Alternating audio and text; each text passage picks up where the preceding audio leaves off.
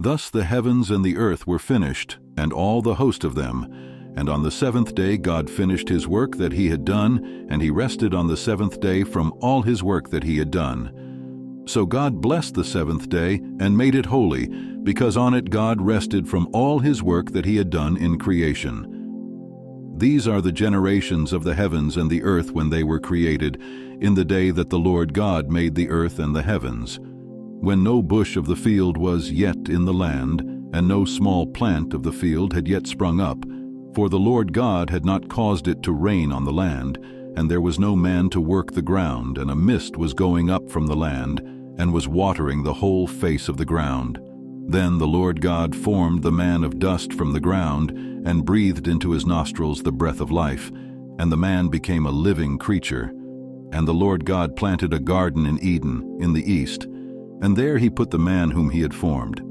And out of the ground the Lord God made to spring up every tree that is pleasant to the sight, and good for food. The tree of life was in the midst of the garden, and the tree of the knowledge of good and evil.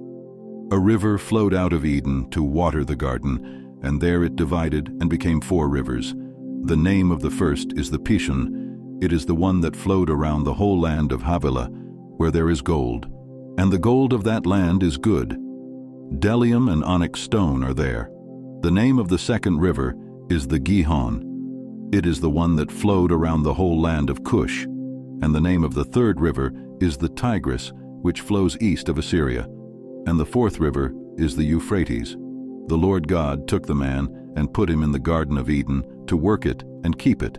And the Lord God commanded the man, saying, "You may surely eat of every tree of the garden, but of the tree of the knowledge of good and evil you shall not eat, for in the day that you eat of it you shall surely die." Then the Lord God said, "It is not good that the man should be alone. I will make him a helper fit for him."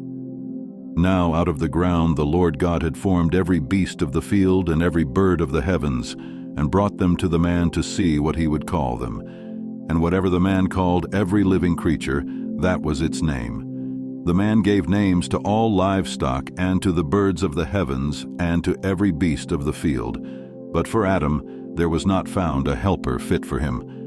So the Lord God caused a deep sleep to fall upon the man, and while he slept, took one of his ribs and closed up its place with flesh. And the rib that the Lord God had taken from the man he made into a woman, and brought her to the man. Then the man said, "This at last is bone of my bones and flesh of my flesh. She shall be called woman, because she was taken out of man.